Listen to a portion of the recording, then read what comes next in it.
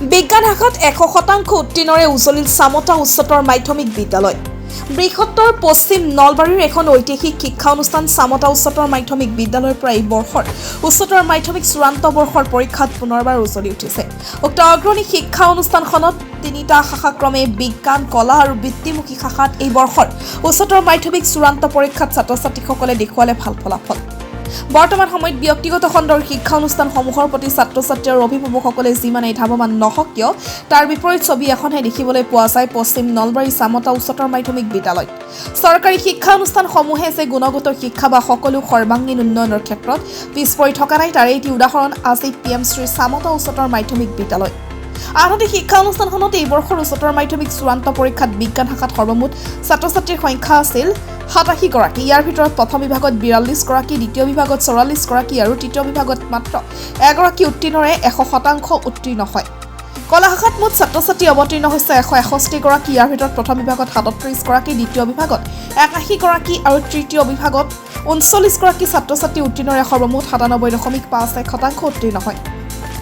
লগতে বৃত্তিমুখী শাখাত সৰ্বমুঠ পৰীক্ষাৰ্থীৰ সংখ্যা আছিল 18 গৰাকী। ইয়াৰ ভিতৰত প্ৰথম বিভাগত এগৰাকী, দ্বিতীয় বিভাগত 15 গৰাকী, তৃতীয় বিভাগত 2 গৰাকী উত্তীৰ্ণ হৈ 100% ফলাফল দেখুৱাবলৈ সক্ষম হয়। শিক্ষা অনুষ্ঠানখনে পৰীক্ষাৰ্থীসকলৰ উচ্চতৰ মাধ্যমিক চূড়ান্ত বৰ্ষৰ পৰীক্ষাৰ ফলাফলৰ মাধ্যমেৰে পুনৰ গৰিমা অক্ষুণ্ণ ৰাখিবলৈ সক্ষম হৈছে।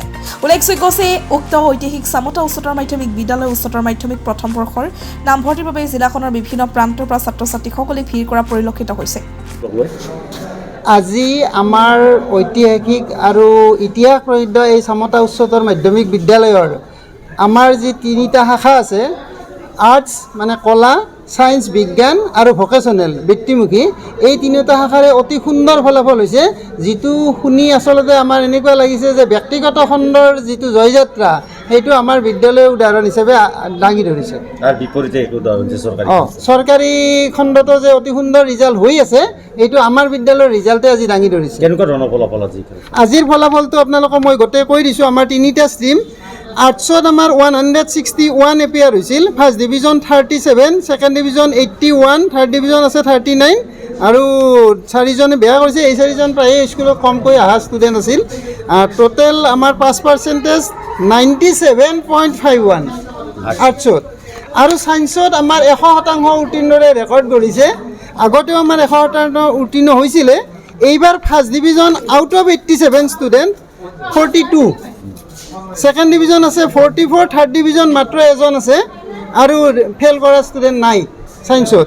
আৰু 100% কৃতকাৰ্যতা লাভ কৰিছে। এইমাত্ৰ আমাৰ এইবাৰ যিহেতু ৰিজাল্ট শ্বীটত লেটাৰবিলাক দিয়া নাই, আমি কিছুমান ষ্টুডেণ্টক ফোন কৰি গম পালোঁ আমাৰ 87.4% পাইছে। এজন ষ্টুডেণ্ট সি 5খনত ভিতৰত 4খনত লেটাৰ পাইছে আৰু এজন ষ্টুডেণ্টে 87.4% সি আটাইকেইখনতে লেটাৰ পাইছে। আৰু এই দুয়োজন ষ্টুডেণ্টে মেট্ৰিকৰ পাৰ্চেণ্টত কৰি এইবাৰ হায়াৰ ছেকেণ্ডেৰী ছায়েন্সত সিহঁতৰ পাৰ্চেণ্ট বেছি হৈছে। এইটো অতি আচৰিত কথা। মেক্সিমাম ল'ৰা ছোৱালীৰ ছায়েন্সত কি হয়, মেট্ৰিকতকৈ হায়াৰ ছেকেণ্ডেৰী পাৰ্চেণ্ট কম হয়, কিন্তু এই দুয়োজন ল'ৰাই মেট্ৰিকতকৈ হায়াৰ ছেকেণ্ডেৰীত সিহঁতৰ পাৰ্চেণ্ট ভাল হৈছে। এইটো এটা লেখত ল'বলগীয়া কথা, আৰু বিশেষকৈ চৰকাৰী শিক্ষানুষ্ঠানত অধ্যয়ন কৰি। আৰু নামভৰ্তিৰ ক্ষেত্ৰত অতি আচৰিত কথা যে আমাৰ প্ৰায় 800ৰ ওপৰ এপ্লিকেশ্যন মানে পৰিছে সেইকাৰণে, কিন্তু আমি চিট ইমান দিব নোৱাৰিম। আমি খুব বেছি 280টামান চিট দিব পাৰিম।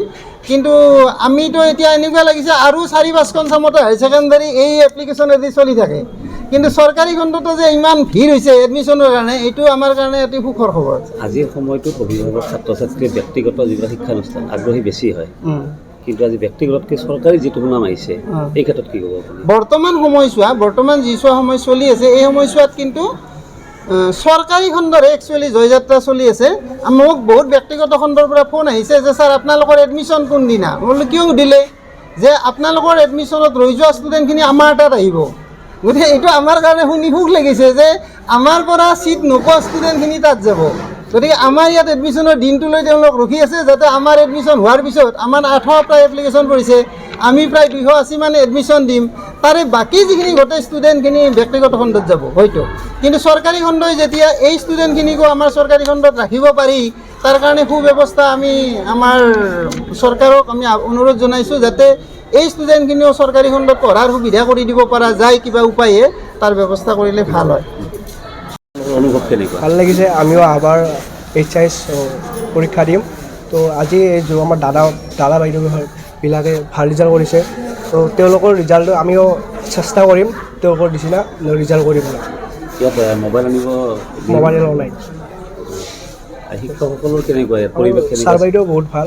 আপোনাৰ যেতিয়া আমাৰ এক্সট্ৰা ক্লাছো কৰা হয়, আপোনাৰ কোৰ্চ জনাই আমাৰ ছাৰ বাইদেউ তাৰমানে আপোনাৰ এক্সট্ৰা ক্লাছ কৰি ৰাখে।